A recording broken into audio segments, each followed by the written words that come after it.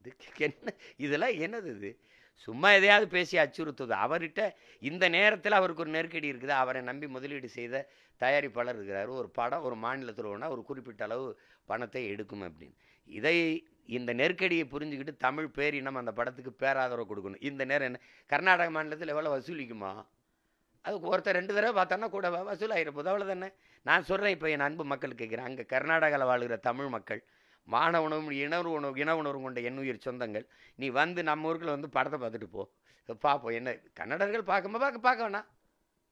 அங்க வெளியிடுறதே எங்க மக்கள் பார்க்கறதுக்கு தானே. அவன் இங்க வந்து பார்த்துட்டு போறான். என்ன இருக்கு?